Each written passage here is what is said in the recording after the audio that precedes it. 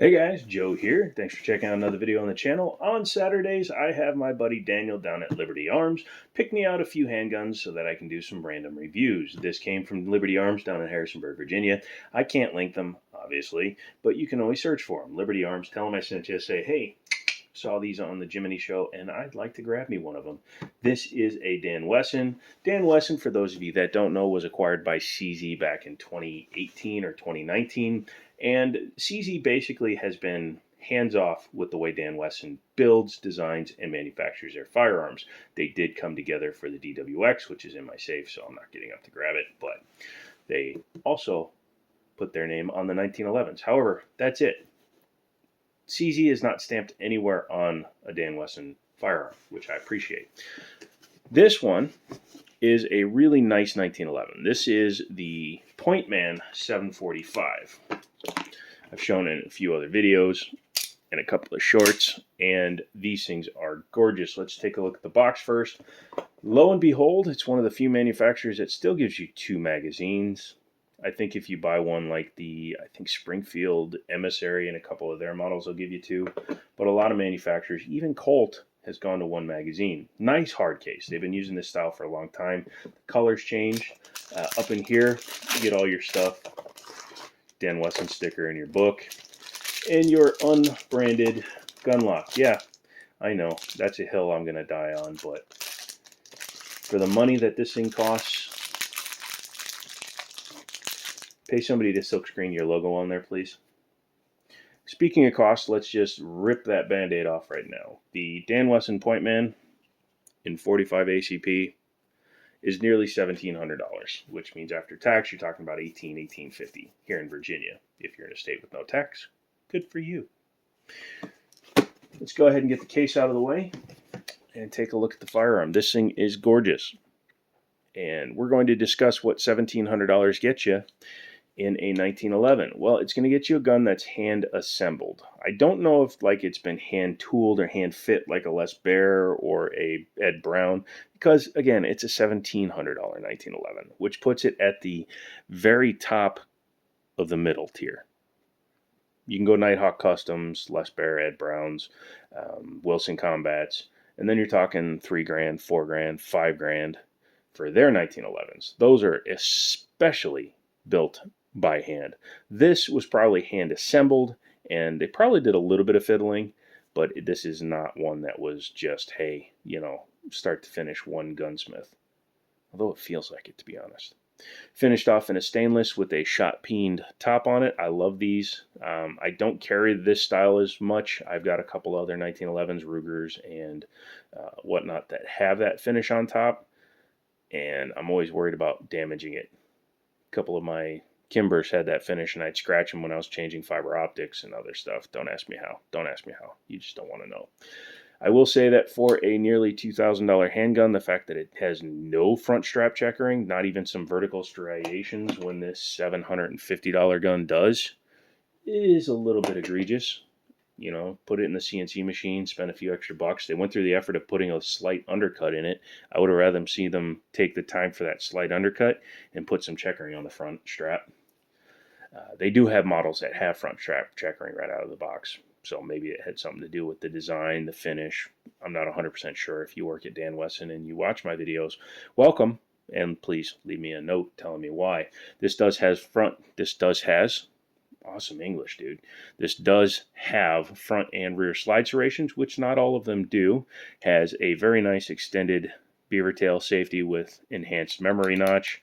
Some of them, they are a little bit flusher, like a Kimber. It's flush all the way up, even though it sticks out the same amount. I'm not sure which one I prefer more. Either one is easy to hit if you have a proper grip and you don't have extremely fat hands. The beaver tail covers the skeletonized hammer, so you don't have to worry about it accidentally giving you that hammer bite. Again, unless your hands are super generous, and mine are not. I'm 6'4", but I'm not what I would call sugar enhanced. Has the A2 cuts, obviously, in order to allow people left or right to get their trigger finger all the way into the trigger guard. This one is a target sight rear. Trying to see who it is. It's Dan Wesson branded. My DWX does the same thing, but it looks to be an LPA rear sight. Front blade, which is a little bit odd to me, and it has a set screw in there too, so once you set your windage, I guess you can just lock it down a little bit. I would exchange that for a fiber optic almost immediately. I love a blacked out rear. Blacked out rear with no dots, perfect. Front sight with nothing on it, I may shoot it this way just to see how accurate it is, but I have some black targets, and unfortunately, that makes it a little more difficult, especially at distance. I would rather see a high contrast or a night sight front or a fiber optic. Now, even though this is supposed to be something more like a patrolman style firearm or a EDC, it has a target sight setup. A little bit odd in my opinion. Very nice triangle. Get it? Triangle trigger. Very similar to my Dan Wesson DWX, although the DWX is a little bit more skeletonized, if that makes any sense. I'll stop comparing it to that one. Very nice wood grips. If it was mine, I would take those off right away just to protect them, and I prefer G10 anyways because I like a thumb groove for getting to the magazine release. Comes with 2 steel magazines, high polished, but they are steel, and they are branded DWX, or excuse me, Dan Wesson. Somebody loves his TWX. Yeah, I'm looking at it, looking to see if I can identify it at all with a different manufacturer. I think if you run that patent number, I'm not sure if that's just for the follower, but it might just also be for Dan Wesson's internal, their patent. But I think that's just for the follower. Chambered in I've been carrying this for 2 weeks, so all I keep thinking about is 9mm. Chambered in 45 ACP, or as some people call it, the large caliber.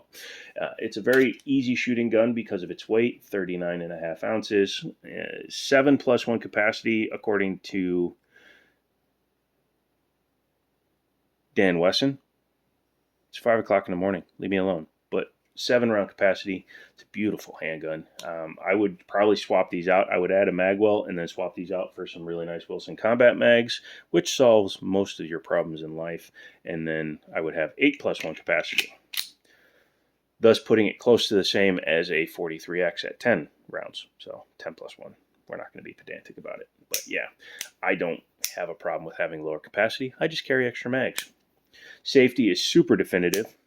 And the drop safety on these guys, the safeties on this guy need to be definitive, so you know when it's on, you know when it's off. You want to be able to hear it, feel it, smell it, taste it, and man, that is very definitive. Has a very nice skeletonized hammer, and yeah, I like that. This does not have any sort of rail system, so this is a little bit more of a standard style 1911, which is fine. You don't want them all to be tactical. Full-length guide rod. You can always tell if the plunger is open-ended. So, as you can see, full-length guide rod. I don't have an opinion either way. The only downside to a full-length guide rod is you can't do the grip like that and press check like Al Pacino does in, what was that, Heat? I should do a video on different types of press checks, but yeah, he does one where he grabs it like that. I think it was a Beretta, and he just pulls and he press checks. This one does do the John Wick. It's very heavily sprung because it's brand new, and that sight hurts, but yeah, you can do it with that one just fine. Very beautiful, very, very nice finish. And then I was saying, it says Dan Wesson Firearms, Norwich, New York. It does not say CZ anywhere on this bad boy. Good on you, CZ. Good on you. Talk about the trigger. Very light. It's an adjustable trigger, and it appears to be set all the way back, but I'm not 100% sure.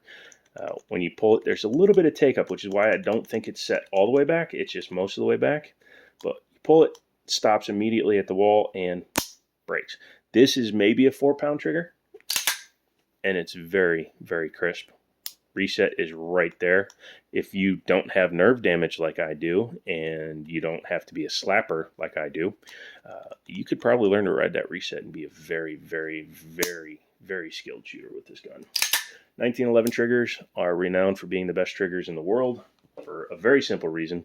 They do one thing and one thing only, thus single action. When you pull the trigger on a 1911, it pushes straight back on the rear mainspring, which then pushes just enough to release the sear, which then releases the hammer.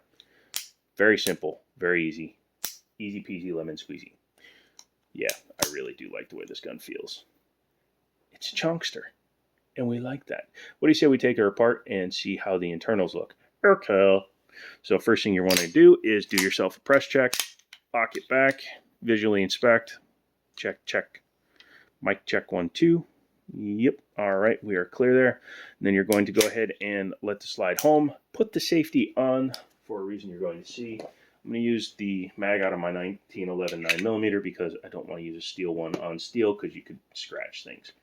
Go ahead and depress it. And I might need a tool because Dan Wessons are notoriously tightly sprung. So give me 1 second. Okay, I was able to do it without it. However, I will show you why it's very important to have good grip on these guns. Because if you're not paying attention, that thing will take flight and bed in your ceiling tiles. You want to ask me how I know? You should ask me how I know. Your guide rod spring, you should always pay attention because it's got a closed end and an open end. The closed end always goes down this way. That way it sits flush against the guide rod. This end will sit in the plunger. Don't know why, that's just the way they always are. If somebody actually is a gunsmith and can tell me exactly why. I'm a Glock armorer. That doesn't count as a gunsmith. Although I can rebuild just about any gun. I don't have full certifications from like SDI. Although I should do that since I can do it online. And I've already built my Franken Glock. But go ahead and take your slide lock slide release out. Be very careful because the idiot mark on a stainless gun, especially one with dual finishes like this, is a road you cannot come back from. Man, my nerve damage is bad today. So, also the fitment of this gun is very tight. Way tighter than my 1911 by Rock Island, which is both a good thing and a bad thing, because believe it or not, if the gun is too tight, it can actually cause issues. It can make the gun jam. But once I do that, I like to flip it over in order to prevent the guide rod from falling down or getting damaged. Go ahead and make sure the link is back. Then you can pull out your guide rod, take your barrel link, drop it forward, take your barrel bushing out. There you go. Wow, very tight fit. He says like he's surprised since it's a $1,700 handgun. And there you go. Let's take a look at the slide first. You can see internally it has the serial number etched into it. That's kind of cool. I don't know if that's a CZ thing or if Dan Wessons have always had that, but guns that are shipped out of the United States have serial numbers on slide, barrel, and frame. United States built guns are not required to have it anywhere but the frame, so they could have done this because when they were building it, maybe this is cut from one piece of billet, pardon me, or it's just internal, something they do on purpose to verify that the gun is all original when they go to sell it or resell it. But yes, very nicely finished. You can see the big locking lugs in the top because this is not a chamber lockup like a Glock or even my Dan Wesson. Keep throwing that out there, bud. This is the frame on it, and this is a lighter frame than this. That makes sense since this has a full dust cover, but it is a lighter frame. Series 70 style, so again, no firing pin block, which gives you the most pure 1911 pull. And again, to the guy that says that a grip safety activates a firing pin block in a 1911, I'm going to ask you to go ahead and get up and leave the room so the rest of us real adults can continue looking at this thing. Has a nice bit of polishing here to aid in the round jumping up to the barrel because 1911s chambered in 45s don't have a ramp. And that's going to bring me on to something real quick. A lot of people on the internet are giving Kimber crap. Well, number one person says it, and then the rest of you clowns just copy them. But a 1911 is designed to have the round presented as high as possible. But higher capacity magazines, yes, even an 8-round magazine, force the spring to be a little bit weaker to fit more rounds in the same size or a little bit shorter to fit in the same size. So then you don't always get the first round presented at the right angle. So people are always like, oh, Kimber's all jam. No, they don't. They jam because they use, honestly, Kimber uses an inferior magazine and it causes them to jam. Sorry, I'm not sure. I have a brand new Kimber mag that I just bought, but I don't know where I put it. Oh, or excuse me, Wilson mag. There we go. So this is a Wilson Combat 1911 45 ACP mag.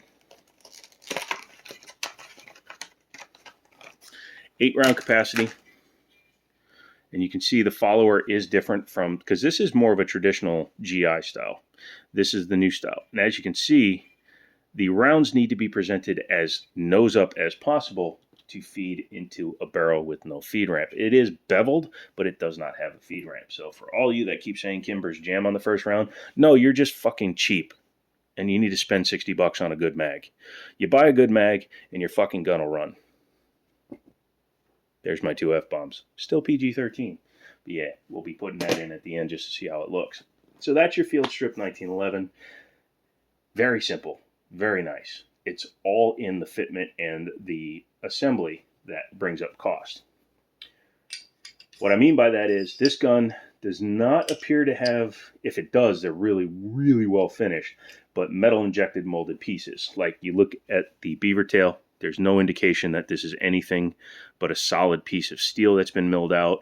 The safety up here, again, same thing. There's no finish lines on it. It's super chunky, super tight. Even things like the slide lock, slide release. You see how it has no indications of a line on it? That's indicative of a solid piece. Whereas a gun like the Rock Island 1911 does have metal injected molded pieces. The safeties are injected molded. They feel fine. This one is super tight. Rock Island, again, builds more guns than anybody, more 1911s than anybody, so they know what they're doing. So the fitment feels nice, but you can always tell that these are not full billet pieces. And that's fine, because what I like to do is buy a bunch of Wilson Combat parts and swap them out. But that increases cost because they have to manufacture each of these pieces in order to keep them as single piece steel. So they're not cast, they're not any of that. These are actually milled pieces, which I like. Anyways, so we put the barrel back in, and I'll put the barrel bushing in. Barrel bushing in first helps with a couple of things. Number one, when you go to put the spring back in, it's tougher to feed this through the spring. And number two, it keeps the barrel in position when you're putting the top back on the gun. Golly, they sure did make this guy tight. Owie. And I just don't feel like getting up, but there is a tool designed for bushings that are this tight. I just don't feel like using it, because why make things easy? Go ahead and put your guide rod back on top of the barrel, or under the barrel in this case, because when you flip it back over, make sure your link is in the down position, and then you're going to put your slide and frame back together. Nice and smooth here. Sometimes you get a little bit of grit buildup in there. A lot of these clear or non-finished stainless guns, if they're not heat treated right, you can wind up with galling of the steel. I had a IMI hardballer, the first commercial all stainless gun, and it used to have a galling issue. Every now and then I'd have to take it apart and clean out debris just from the metal coming apart. I like to put the slide lock in before I put it in there, just to make sure that the barrel goes into the right position, and then you bring the gun back to the takedown spot. Very important, pull your slide lock out to avoid your idiot mark. Can't tell you the number of guns I've seen come in the store with the idiot mark on them, which is a line that comes from here, up here, and then over here, because people are trying to force the slide lock in while it's too far in. You don't have to do that. That's not how it's designed to work. Sorry for bumping the camera. Once you've done that, you're going to put your spring back in the gun. And this part I am going to have to do off camera, because I don't feel like watching this spring and plunger go flying to the moon. I don't have a launch scheduled for today, and I don't want to get fined by the FAA or Elon Musk. I respect Elon Musk. I mean, a lot of what he says makes me think he's a complete idiot, but, you know. Ooh, he just called Elon Musk. No, I just said some of what he says makes him sound like an idiot. Not everything.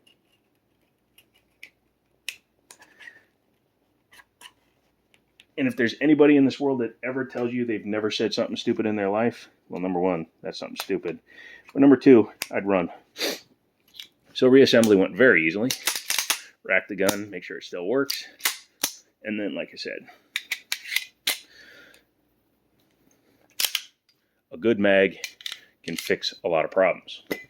Again, I'm not even saying this gun has a problem. I'm just saying that a 1911 round, number one, is heavy, and number two, needs to present high in order to function correctly. The cheap-ass mags you see from like ACT present the nose like that. So you can see how the nose sits down. It's very easy to get them in a nose-down attitude. So if the nose is down, it's going to jam into the barrel, into the chamber. At 8 rounds, this spring is a little bit softer, but because Wilson knows what the hell they're doing, it presents the round correctly. You present the round correctly, and it chambers every time. So there you go. Dan Wesson Pointman 745, chambered in 45 ACP, available at Liberty Arms for a limited time, because they've had this one for a while, and I never actually played with it, and now that I've played with it, I might have to stay with it. Leave that there. We're doing another gun. But yeah. Let me know your comments down below, whether or not you would spend upwards of $1,700 for a handgun, or if you think that's too much. I don't. I think quality costs, except for when you get into some guns. Like, all right, I'm going to throw shade at the Warrior Poet and the Shadow Systems guns. They're fine. They're Glock Gen 3s. They're fine. They're not worth the same as this. A War Poet Society MR 1911, or MR 920, not the 1911, but the MR 920 with the optic is like $1,700, so the same price as this. It's a Gen 3 Glock. And I know he says it's a great gun, and I've played with it, and the tolerances are looser than this gun.